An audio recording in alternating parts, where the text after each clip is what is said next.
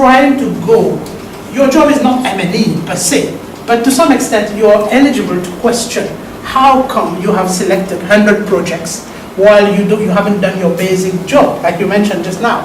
Those projects you haven't done your analysis, and that's a real shame, because the budget, fundamental to the budget is what is required.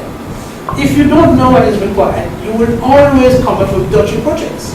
And that goes without saying. And like we always talk about data, projects also is the same. If you don't have good data, you can't do good analysis. If you don't have good project, you can't generate the impact that you want. And I've seen it in my own years of working, that sometimes government policy and selection of projects can be two different things. I have seen in one country, they have changed their policy. Their policy clearly states that they are not going to, for example, go into, they've invested for the last 15 years into areas of sugar or tea. But then what happened? On the other side, they've just signed 5 loans or 4 loans on building new tea factories, new sugar factories. So hold on here. So somebody that don't sit very well. You are talking about price of sugar going down, price of tea going down, or maybe overcapacity. On the other side, because somebody gave you the loan, could be sometimes even the World Bank, IDA, could be, we'll talk about debt on the third week. Then you say, well, something is not correct here. There must be some reason why this project actually came, right? Sometimes it's very clear, no, it's not very clear. You might have income, you're looking at your expenditure, and if something is not working correctly there, you would find it, right? You say, well, surely there is a leakage. Have you not sometimes found it? There must have been something that I've forgotten I have spent last month. Why is it that I'm short of that much? I was supposed to have that. Then, oh, of course, exceptional findings, which we normally have in budget, extra budgetary requirement or whatever it is, you know. So the government also do the same thing. So this analysis is not that different. It's the same. Sometimes they make it complex. Sometimes the area may be complex. And people talk a lot about MTech. And when it started many years ago, I mean, obviously, now that you do it yourself, you will find that it's not complicated. But unfortunately, a lot of countries are not doing that basic MTech correctly. Because the whole explanation about MTech is that you are doing a bottom-up and then top-down type of analysis. You're trying to say, okay, try to match my money with my needs. So obviously those two are going sometimes to go differently. The money that I have and my needs sometimes are super big. But in many countries, what has happened many years, for many years, you try to develop a budget that is based on how much money you've been able to mobilize. And in many countries, it was more to do with how much money I've been able to mobilize externally, in the form of grants, in the form of the bilateral support. And then you say, okay, that's my budget. But we're moving from that, and obviously Nigeria and other countries have moved away from that. But say, okay, let's try to make it differently from looking at what are the needs. But then you're stuck when it comes to the needs. The needs are not determined by the Ministry of Finance. The needs are determined by whoever understands the needs of that sector. And therefore we move on to the sectoral stakeholders, right? It could be a ministry, it could be some department, it could be further. And that can become even more complex if, for example, you have many institutions under that ministry, because you're talking about decentralization, etc. So you can see that the analysis can become complex, but the fundamentals are not complex. Where it gets complex is that when the data, the quality of information that you're able to get, the quality is dodgy. If the quality of information is dodgy, then suddenly your analysis is dodgy. That's simple. I'm not talking about anything new here, but that's precisely what happens. When you talk about computer, what is it? Garbage in, garbage out. So in terms of economic analysis, that's what happens. If your inflation figure is not representing exactly how prices are moving across the country using your basket of currencies, then you might ask that question which everybody asks, even in the UK. oh, that inflation figure is not correct. I can feel it. The price are going up further, higher than what the inflation is showing. Because inflation would be used to increase your wages in many countries. Right now, inflation is going to be used to adjust many other things. While you feel that your cost of living, your cost is going up. Yes, sir. You feel like that. But then when you are an analyst, if you understand how this inflation actually comes up, you have faith in the statistical bureau because they are the one doing the analysis. You have faith in them. So you're saying, okay, I believe that they are collecting that information correctly. They're not sitting in Abuja and collecting it. Hopefully not. Because you need to go out there according to your sample, according to your representative set of goods that you are monitoring, and then you come up to collect it. Obviously you build your indices, and then with some time lag, you say, okay, this is the inflation last month, this is the inflation last quarter, this is the annual rate of inflation last year, etc., etc. And that's how you're going to see it's very important. We have something called the GDP deflator. You've heard of that, right? Which you use because a lot of our analysis, when we do GDP, we do analysis constant prices rather than current nominal. So that's why the GDP deflator comes in. So this type of thing, very simple. But so we will try to, I hope the way I'm talking now is I'm trying to simplify it and we'll make it a bit more simpler. But if it is too simple, so then come on, we're not kids. Let's move on to the high level. I'll do that. You gradually, but I don't know. So I don't want to show too much and then make a mistake by saying, well, by the time you talk to me, it's already Friday. Too late. It's better, it's better you say it up front. At least we can correct ourselves. This concept of you haven't, my colleagues have given me an evaluation form to give. In that evaluation form, you're going to write, this course could have been this, could have been that. Fine, we're going to use it. But is that going to be useful to you? Yes, it may be useful for the second course, for the third course. Luckily, you have a series of courses. But usually when you go to one course, that's it. Sometimes we don't see each other. You know that. Many times you've gone to London or somebody has come and done a course. They finish it. So what your evaluation form is going to be useful to the organization to learn and improve the course for the future. But it doesn't help you now. So that is why I'm giving it. I'm saying that. So I'm going to use some simple techniques. But at the same time, it's economy, it's economics, it's macroeconomics, so we will have to use the term, you know, but at least make it easy for you, all right? Result focus and forward-looking, well, obviously, these are so techniques, tools, processes, etc. And I'm going to use the formal presentation, like I said, but we can have, like I said, further other types of discussions there. I hope when we are dealing with data, with some computations, some analysis, and I hope you don't mind because you're all analysts, so you won't mind working in groups and trying to do some work. Which suddenly what happened, 153 became history in a matter of months. So they lost millions. And a small company in Mauritius, I mean, they're doing well, but at that time they really had to go to Parliament, to the board first, to say, well, how come your economic analysis, what type of analysis were you doing to actually make those type of understanding? So I hope you understand it. That's our idea here today, to make you question this analysis, this macro. So going back to Nigeria, so I was asking those questions. Why are you using that figure? Why not use an average figure? I know that at that time was very uncertain. You didn't know. Obviously it was, I call it a windfall gain. You know what is a windfall gain? Yeah? So let's take it as a windfall gain. So something is good, but let's not internalize it into your analysis. Let's not internalize it into your budget. A lot of countries like Saudi Arabia, for example, I mean, obviously they have been used to having oil price very high. See what's happening to them now. Despite being oil producer, they are suffering. And why are they suffering? Because suddenly the price of oil has gone down. They can't really, they don't have a plan B. While if they had model, which like I said, the analysis I was asking at that time, I'm from an external person, I wasn't influencing policy, but I was just saying that why don't we use, for example, $60 a barrel or whatever it was, I've forgotten now. Use that as your basic model. Whatever else come up with it, you actually put it.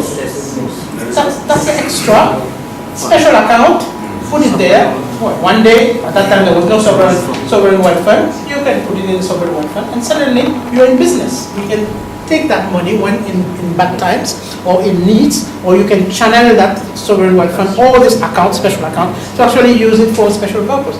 So these are the types of analysis that you would normally ask. At the moment, obviously, things have changed now.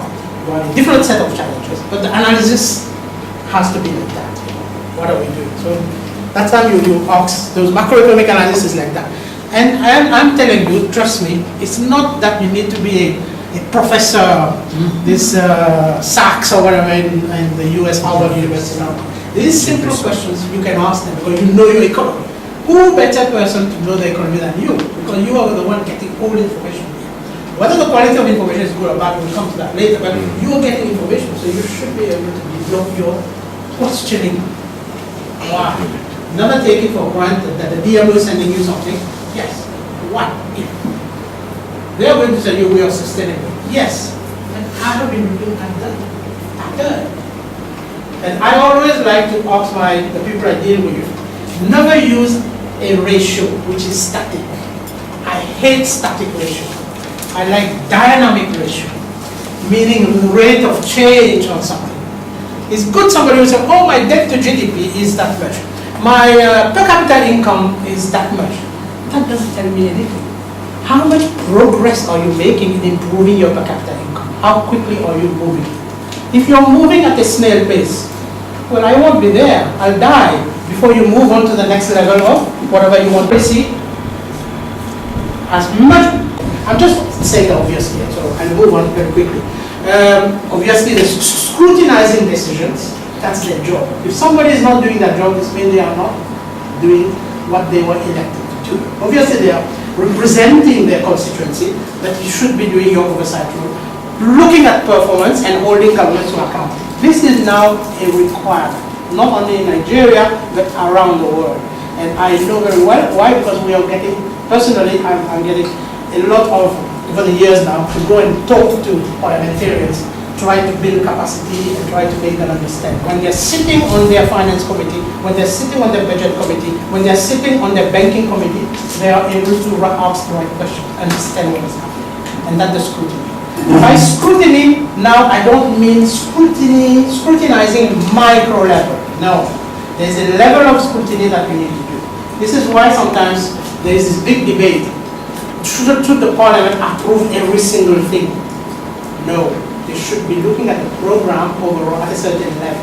Otherwise, what happens if you're not sitting? Government is not able to perform. So there is a right balance, but you should be able to ask the right question. So that next time they say, oh, let's be careful. This organization that the audit department sending a report, the DMO sending a report, the PRSP, poverty reduction plan, and infrastructure policy, all those people who are working every day and sending you a report, they will say, last time we were scrutinized. Our data was questioned. Our recommendations were questioned. What are they going to do next time? They're going to be more careful in ensuring that they're doing high quality analysis and they are advising their own ministers about what to do and what not to do. And that, at the end of the day, is what we are all the reason why we are there for. NABRO was set up to actually part of a machinery, yes sir, to improve something. So you can't improve on your own. So by questioning, by doing a bit of M&E, you are forcing those different departments out there to actually do a good job. Yes sir. And suddenly the whole budgetary process itself gets better. Because you know that because you have asked the right questions. If it takes longer for somebody to question the budget, okay, sometimes too long. But if they're not politically using a delay tactic, sometimes in politics they delay. I've seen it so many times.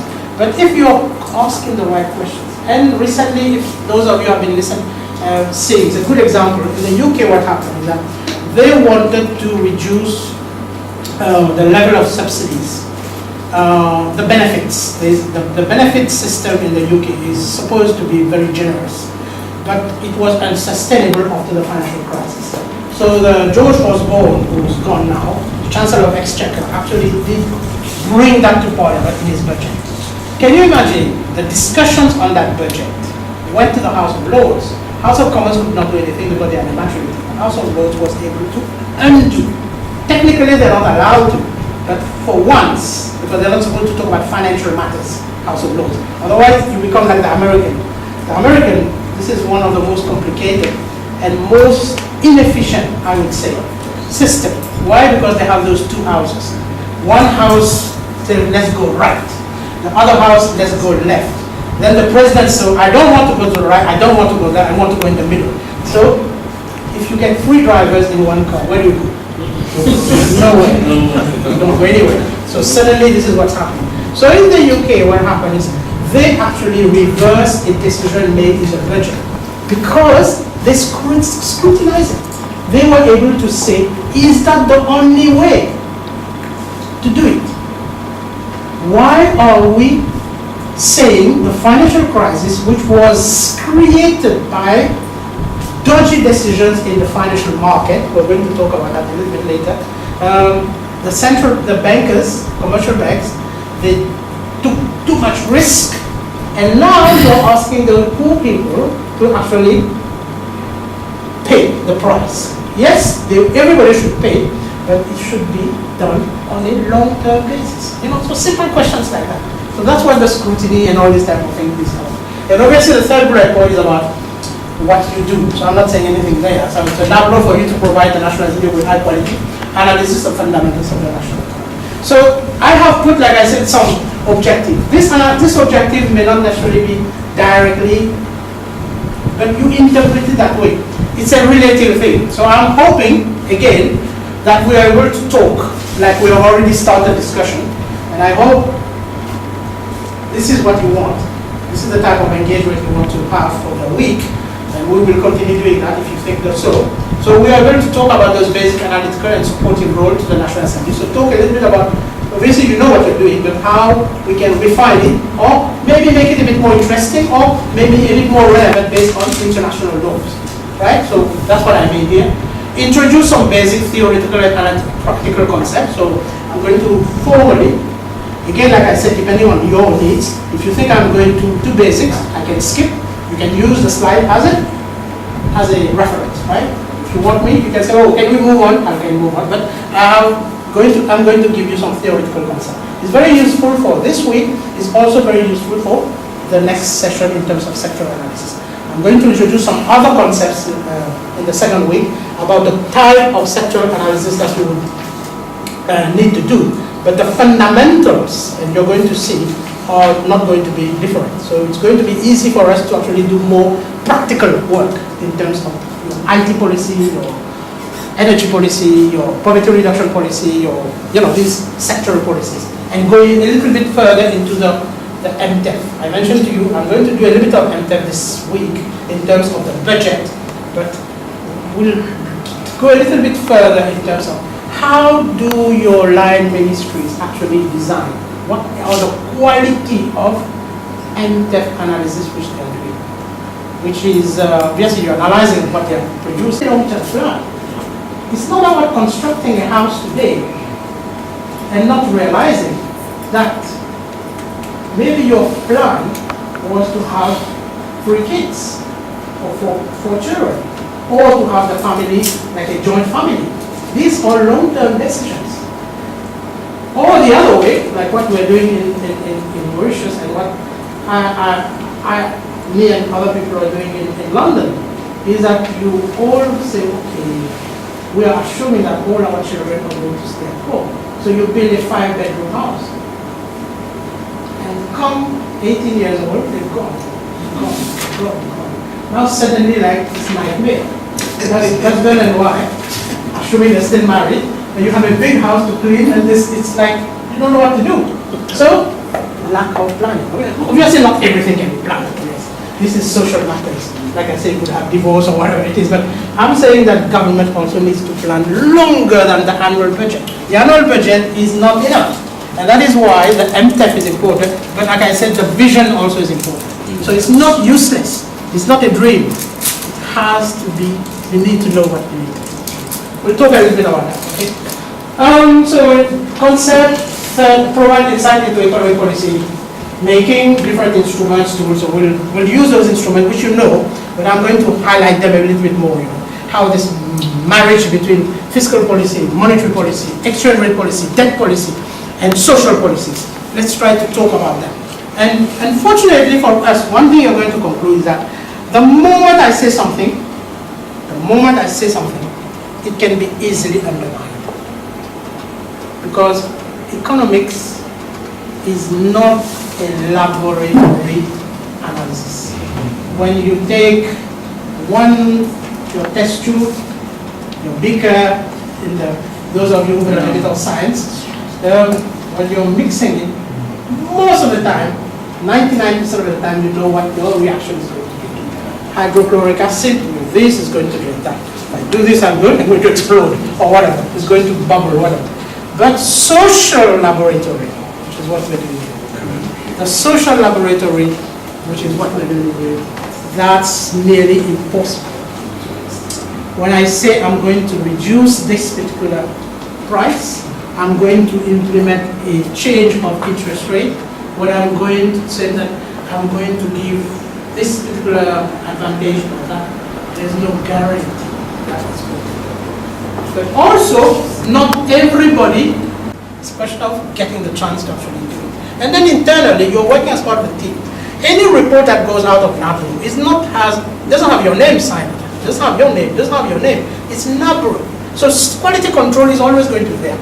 Sinazia is not going to allow any document to go out without having been validated, checked, and proofread, so that no line ministry can come and question. And trust me, they can question you if your analysis is dodgy. I have had seen that type of issues happening many, many times, because you have rushed into the analysis. And I remember I was working on some projects. A country, I was in the Commonwealth then, and some of my colleagues actually rushed into analyzing some data for the Bahamas. So many years ago, so it's not confidential. So many years ago, confidentiality is gone. And they approach us, sometimes. So it's not a mistake. Mistakes are normally not accepted. If you a typo or whatever, this is usually not accepted. But sometimes interpretation, even that people don't accept. Because economics, I can come here, stand in front of you, tell you how good this budget is. And then next time I come back after lunch, I can come and tell you how bad that budget is. Same, I can have both arguments, anytime. And you'll be surprised that it's true, because that's the economic argument. You can make the argument. This is why I have not seen, when the opposition and the government comes, the government shows you how good it is by quoting those figures that show it's good. The other one that underlines how low. Oh, this unemployment, this inflation, this, and it's the same budget. That's economic analysis for you. I'm not frightening you, you know it already.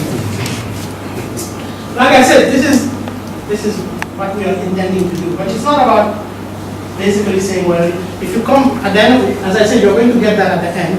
You don't say, well, no, I would not be able to write. No, I'm not telling you that you should be. But you have raised your comment, which was more or less government, to actually try to see how the diaspora can contribute to the economic development of Nigeria. You know what the diaspora is? Yeah? You have a big community around everywhere, US, certainly UK, etc., etc. How do you actually do some roadshow to get them on board? You know, so the point I'm saying that this global scene is important. Why? Because if your market is not working very well, you can say, oh, this is US, I don't care. This is Far East, I don't care. This is even China, I don't care. UK, I don't care. But you must care, because they might be your market. If they are getting poorer, if the rate of unemployment is going down there, your forecast here, your projections about Nigerian economy is going to go smoothly as if nothing is happening. It's dodgy. That's all. So you should factor that in. My markets are way up.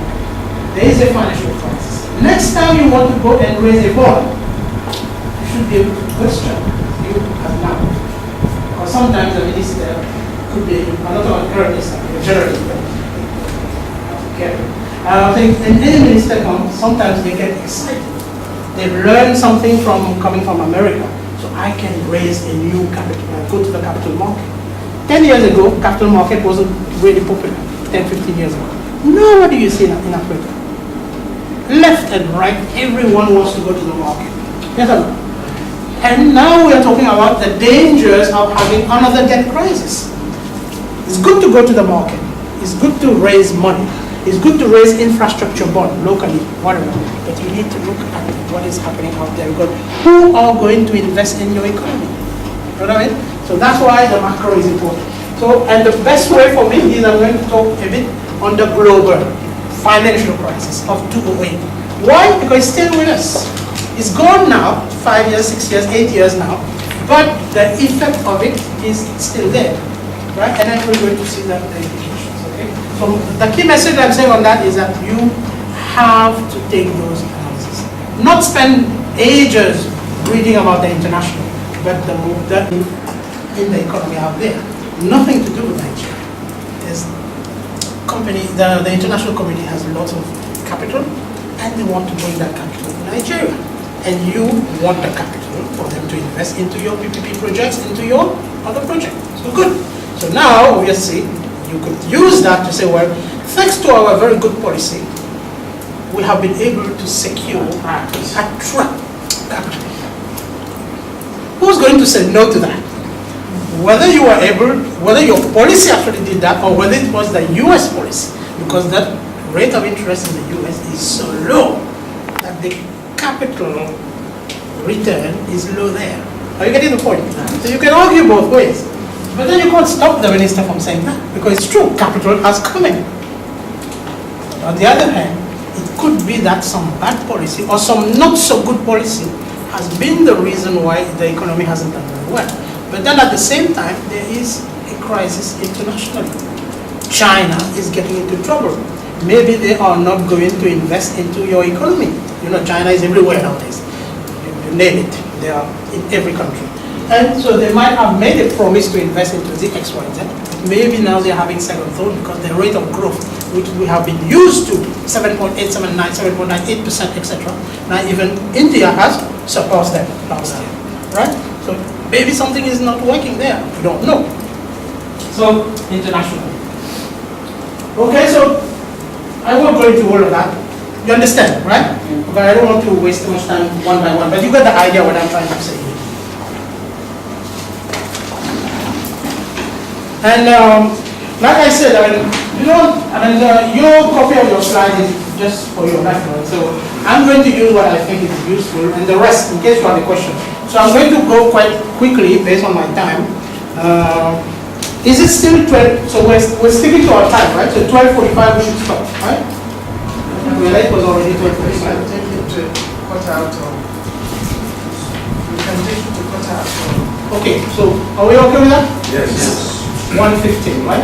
And then our break is from that 1:15 to maybe 2:15. 2:15. Okay. So 1 hour, no problem. So then I'll adjust the rest. 2:15. So that's pretty okay with what we have. No problem. Okay, so let's try to do that, because especially we are slightly late. But late is not an issue because we were discussing. I could have gone through that introduction pretty quickly, but I was trying to answer questions, but also already get you into the mood of the type of analysis that we may be doing. Right? Okay, so you know that. How many of you, when I'm talking about the global financial crisis, how many of you would say that you've taken that into account when it started in 2008? I'm not sure whether that was there or you were there, but certainly whatever job you were doing, some of you, this analysis of the global financial crisis, you must have heard about it. 2008, it's not that far ago, right? And you would have known some of those implications, pretty obvious ones, in Nigeria as well, right? The one that comes to mind pretty, which was high profile, I remember I was here because that came under the remit of the DMO, was the 5 banks that found themselves suffering a little bit because of the global financial crisis. Their balance sheet was affected. So much so, again without getting into politics, but the fact was that 5 banks had to be bailed out by the central bank. And you set up a special agency. What is it called? And obviously just to manage it in order, and you're going to see that very important. Sometimes you're doing your analysis of the economy. It's very important that the financial sector is sound and safe. It's important. That is why you should not leave the central bank. Every country is trying to have a central bank that is independent. You know, you've seen in the sector collapses. The economy is not going to work as it is. Nigeria is going to be affected. Right? So 5 banks would have created lots of problems in your own economy. So that's why when you're doing your analysis, you should be able to check the health, at least check the health of the financial sector to see that there are no risk or over risk taken by that sector. So indirectly it may affect the government, the rest of the government, the rest of the economy. Are you getting my point? So it could be said, oh, the financial sector, the central bank is doing a good job. Yes, but you should be able to check that some indicators there in terms of the level of reserves, the soundness of the banking sector, etc. So, and that's like, to some extent, is what happened. So this is the global crisis, the headlines around in 2008, and you can see there, the main comment is that what started as a problem in the US immediately became a problem for the whole world. The US mortgage problem there. Then the global financial sector, this was brought to Europe with a lot of banks, Paribas, Swiss banks, and all these banks, they started getting into trouble. And then from there onwards, the problem got into European crisis. And you know, sometimes, have you heard of the Ponzi scheme? Ponzi, yes. How? Everybody has heard of the Ponzi scheme? Yes. Ponzi? Yeah. Ponzi is a popular, is a sort of a term which tells you that how some intelligent, but basically they are crooked minds. We call them wonder banks. All right, no, you have them here? Yeah, wonder Have you banks. stopped them? Somebody will ask you to deposit 60,000 and then you get 6 million. Exactly. So that's, if it's too good to be true, it is. It is. So the whole concept of Ponzi will work in good times. So the idea of the financial crisis, it uncovered a lot of dodgy things. So one of the dodgy things was the Ponzi, but I would even say that even the euro model that has been there for 10 years suddenly started showing cracks. And for us countries in the developing world, for us in Africa, because amount of trade, because amount of transaction that we do with Europe, US of course, but US is connected to Europe. Europe has so many countries. It started with 12, 15, now it has almost 27, 28 countries now. So it's a big market. So can you imagine now, these markets getting a lot of problems internally? Are they going to think about investing, about giving you the type of help, support, collaboration through their whatever program they have with you? Suddenly they have doubts about it. And one of the big results that we saw, countries like Norway, Sweden, and other countries, though some of them are not purely into the main EU model, but the European countries, they reduced their budget because of the crisis facing them. Not surprising. You know, there are few countries like the UK that actually put it by law as a commitment that they are committed to giving 0.7% of their GDP as aid. You know that.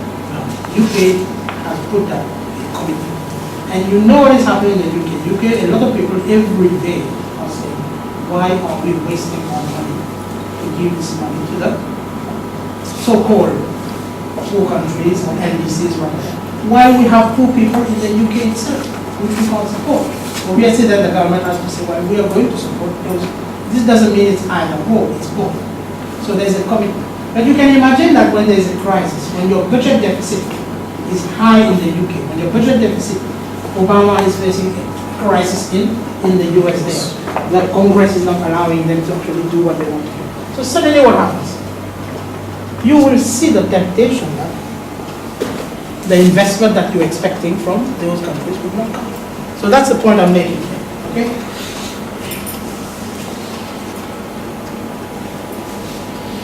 And obviously what I'm saying here, do we actually learn from previous crises? We say the same thing after the Asian crisis, more than indicated. The reason why I'm saying that is, if you're going to be doing analysis, one thing, always learn from history. Always learn from history. You're going to see that there's nothing new. Few things are new, but politicians, economic policy making, have a very good, and investors, the private sector. We are all very good at forgetting the mistakes that we make. So easy to make mistakes. Everything that we're talking about today, we've said it 5 years ago, we've said it 15 years ago. And then yet, when the good times come, we forget about it. We go and make the same mistake. So that's what I will try to tell you. So sometimes it's good to go back to basics. So we're talking about the financial crisis again. One, as I said, one, because it's still there. Number two is that I just feel that the world economy is not still out of the doldrums. You just feel that something bad is still going to happen. Not Brexit or whatever it is, but you could see that our leaders, our international leaders, are refusing to take the type of decision that they need to take. And I'm not even talking about Mr. Trump. If Mr. Trump comes, this one is, once it comes to power, I'm going to stop doing trading. Because everything I say is not, I can't say anything because I don't know how the economy is going to work with him. He's talking about well, I don't understand anything what he's saying. So I think it's going to sober. It's going to, if he becomes, but people are saying, well, he may not become. But can you imagine? I mean, the type of quality of our leadership has gone down internationally.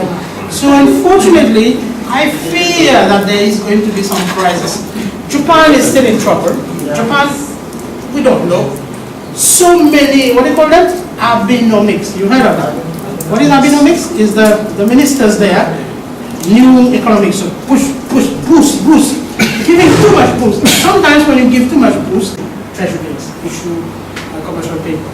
I don't think they've changed, it's still T24. But that system is being used for monetary policy. I'll come to that later, but it's also used for fiscal policy, right? So you still rely on the central bank. So it's always good to analyze and to find out, yes, I'm very happy to analyze the financing of the budget, but I would like to put a footnote to say where is that financing coming from? And when it says it's being financed domestically, what would that mean? You raise bond domestically. So you haven't raised loans from outside. But the next question should be that you should stop your analysis. What percentage of this domestic are really domestic? Meaning that, is it you? Is it Mr. Nasir who's bought those bonds? Or is it the usury who happened to be in the UK now has bought it? Technically, I'm a non-resident. So that's external debt. You should know. That's your analysis. So it's a simple analysis. Suddenly you make it, you raise the right question. Somebody said, oh, those guys know what they're talking about. But that's your job. You're questioning them. If they don't say it. They should say it anyway. But if they don't, you should raise that question. Are we all together on that discussion? Yeah. I'm doing my level best just to give you some ideas about analysis, how it works. And that's how it should be. There's no textbook that I can give you, will give you that. It's more, it's the discussions and, textbook I will show you what the textbook gives you. But then behind it, what is there, that will be. Okay, so remember those markets, the financial market we're going to look at. Even the equity market. It's bringing in $50 million sometimes, $80 million, $150 million, and then investing by their own stock to artificially raise this. And a lot of people lost billions. Well, I could recall Bank PHB was in the market at 17 naira IPO. But how much is it by the time it was rescued? About 2 naira 92 kobo. Yeah. This incident, in a way, thank you very much for that contribution. In a way, it tells you how even the equity market needs to be looked at. When I talk about the whole financial market, this is a very good example about, you could argue that there are some insider dealings and some knowledge, and then if I sell that share at that high price, I am well, but I bought it at 10 billion. Or I bought it at 100 naira or 1,000 naira, now it is 5,000 naira. This is the wealth effect.